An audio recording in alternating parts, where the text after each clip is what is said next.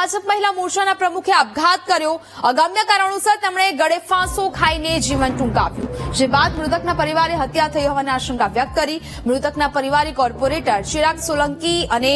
આકાશ પટેલ પર આરોપ લગાવતા કહ્યું કે જે સમયે આપઘાત કર્યો ત્યારે આ બંને ઘરમાં હાજર હતા। આ બંને ઘટનાની પોલીસને જાણ કરવાને બદલે મૃતદેહ નીચે ઉતારવાનું કામ કર્યું, જેથી આ કેસમાં નિષ્પક્ષ તપાસ થાય તે જરૂરી બન્યું છે।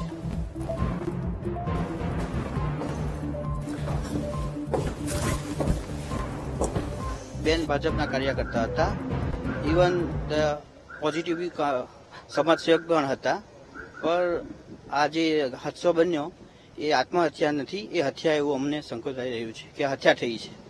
કારણ કે એ સમયે એમના ફેમિલી મેમ્બરમાંથી કોઈ એમના છોકરા ખાલી ઘરે હતા, ઇવન એમનો હસબન્ડ ખેતર હતો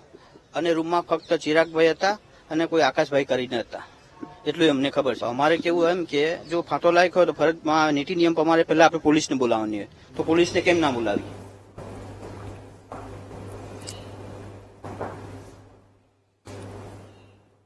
સંવાદદાતા ધ્રુવ વધુ વિગતો સાથે લાઈવ જોડાયા છે। ધ્રુવ, સુરતમાં ભાજપ મહિલા મોરચાના પ્રમુખે આપઘાત કર્યો અને ત્યારબાદ હવે પરિવારજનો દ્વારા નિષ્પક્ષ તપાસની માંગ કરવામાં આવી રહી છે। સમગ્ર મામલો કઈ રીતે જોવામાં આવી રહ્યો છે અને શું કાર્યવાહી થઈ રહી છે હાલ?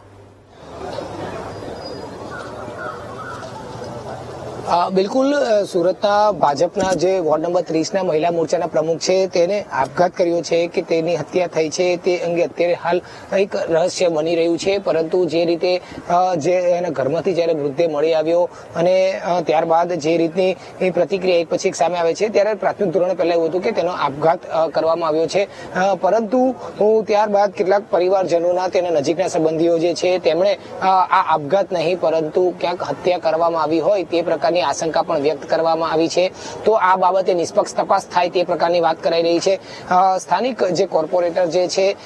તેમનું નામ પણ સામે આવ્યું છે અને તે પહેલા ઘરમાં પ્રવેશ્યા હતા, તેમને તાત્કાલિક ધોરણે પહેલા પોલીસને જાણ નથી કરી તેવું કહેવામાં આવી રહ્યું હતું અને તેને જ લઈને અત્યારે સવાલો ઉપજી રહ્યા છે અને તેને લઈને શંકાની સોય ઉભી થઈ છે કે અને તેના સીસીટીવીમાં પણ આ કોર્પોરેટર સૌપ્રથમ પહેલા ઘરમાં જતા જોવા મળ્યા છે અને સાથે સાથે તેમના એક મિત્ર ડોક્ટર છે તે પણ ઘરમાં જતા જોવા મળ્યા છે। હવે આ જે રીતની મહિલાનો આપઘાત કે મોત હત્યા આ બાબતે જયારે અત્યારે રહસ્ય ઘેરાયું છે, ત્યારે પોલીસ ઉચ્ચ પોલીસ અધિકારી સહિતની ટીમ અત્યારે ઘટના અહીંયા સિવિલ હોસ્પિટલ ખાતે પહોંચી આવી છે। સમગ્ર ગામ એટલે કે વોર્ડ નંબર 30માં આવતું જે ભીમરાડ ગામ છે તે ગામજનો પણ અત્યારે મોટી સંખ્યામાં અહીં ઉપસ્થિત થયા છે। તો બીજી તરફ ભાજપના મોટા કદના નેતાઓ પણ હાલ અહીં ઉપસ્થિત થઈ ચુક્યા હતા। સ્થાનિક ધારાસભ્ય સંદીપ દેસાઈ, શહેરના મેયર દક્ષેશ માવાણી સહિતના નેતાઓ પણ હાલ અહીં ઉપસ્થિત થયા છે, કારણ કે ખૂબ જ અગ્રેસર અને અગ્રીમ કાર્યકર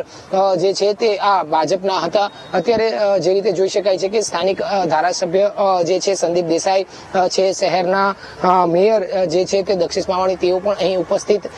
રહ્યા હતા અને જે રીતની ઘટના બની છે તેને લઈને ભાજપમાં એક પ્રકારે ખૂબ જ મોટો શોક જોવા મળી રહ્યો છે, કાં તો આઘાત જોવા મળી રહ્યો છે અને ક્યાં તો પ્રશ્નાર્થ જોવા મળી રહ્યા છે, કારણ કે જે રીતની મહિલાની અચાનક બપોર બાદ જે છે તે મૃત્યુના સમાચાર સામે આવ્યા છે અને તેને લઈને હવે અનેક સવાલો ઉપજી રહ્યા છે। જે રીતની આ મહિલા જે છે તેના ઘરમાંથી જયારે મૃતદેહ મળ્યો છે તો એ મહિલાને લઈને પણ જયારે ગામવાસીઓએ જે રીતના સવાલો ઉભા કર્યા છે, તેના અમુક નજીકના પરિવારજનોએ જે રીતે આક્ષેપો ઉભા કર્યા છે તેને લઈને હાલ અત્યારે અનેક પ્રશ્નાર્થ સર્જાયા છે। જે રીતની અત્યારે જોઈ શકાય છે કે કેટલાક મોટી સંખ્યામાં તેના પરિવારના સભ્યો અને ગામવાસીઓ જે છે તે નિષ્પક્ષ ન્યાયની માંગ કરી રહ્યા છે। તો બીજી તરફ પીએમ રૂમની અંદર નિષ્પક્ષ એટલે કે ઉચ્ચ પોલીસ અધિકારીઓ હાલ અહીં પહોંચી ચૂક્યા છે અને આ ઘટના અંગે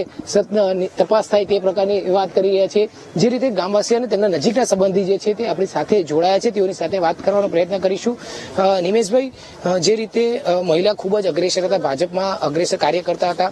જે રીતે અચાનક મૃત્યુના સમાચાર સામે આવ્યા છે, શું લાગે છે એમાં શું તપાસ થવી જોઈએ? હત્યા થઈ છે એવું કેવું છે, પણ અમારું એવું હતું કે કદાચ હત્યા થઈ છે, બસ એના વિષય વધારે અમે ડિપાર્ટમેન્ટ જે કરશે એમને સાચો ન્યાય મળશે, જે સાચું પછી તપાસ પછી મળશે।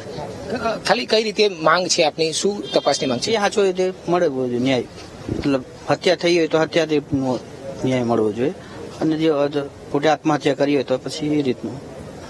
બિલકુલ એટલે જે રીતની મહિલાની જે મોતના સમાચાર સામે આવ્યા ખૂબ જ અગ્રેસર કાર્યકર હતી અને તેના જ્યારે અચાનક મૃત્યુના સમાચાર સામે આવ્યા છે અને સૌપ્રથમ પહેલા આપઘાત કર્યા હોવાના સમાચાર સામે આવ્યા ત્યારે પણ સમગ્ર ભાજપના નેતાઓમાં એક પ્રકારે આશ્ચર્ય અને શોક છવાઈ ગયો હતો કારણ કે કોઈ જ રીતે તેવું કોઈ ચોક્કસ કારણ સામે આવતું ન હતું અને બીજી તરફ આ ભાજપમાં ખૂબ જ તમામ નાનાથી લઈ મોટા તમામ કાર્યક્રમોમાં ઉપસ્થિત રહેતી આ મહિલા અચાનક કઈ રીતે આપઘાત કરી શકે છે સમય જતા કેટલાક ગ્રામજનોએ આક્ષેપ એવા પણ કર્યા છે કે તેનું જે છે તે હત્યા કરવામાં આવી છે તો હત્યા કરી હોય તો પણ કયા કારણોસર કરી હોય અને જો એ વાત સાચી હોય તો તેવા કયા પુરાવા છે કયા કારણો છે આ બાબતે પણ હવે રહસ્ય ઘેરાયું છે એટલે કે હત્યા છે આત્મહત્યા છે આ તમામ બાબતે હાલ જે છે તે પ્રશ્નાર્થચિહ્ન છે અને તેને લઈને પોલીસ પણ અહીં પહોંચી આવી છે તમામ ગામવાસીઓ મોટી સંખ્યામાં પીએમ રૂમ ખાતે પહોંચ્યા છે એટલે એક રીતે કહી શકાય તો કે આ ઘટનાને લઈને ભાજપ પણ આશ્ચર્યમાં છે શોકમાં છે બીજી વાર પરિવારજનો પણ આશ્ચર્યમાં છે શોકમાં છે અને આ તમામ બાબતે નિષ્પક્ષ તપાસની માંગ કરવાની પણ ગ્રામજનોની અને પરિવારજનોની માંગ ઉઠી રહી છે જી બિલકુલ ધ્રુવ વિગતો સાથે જોડાયા તે બદલ આપનો આભાર.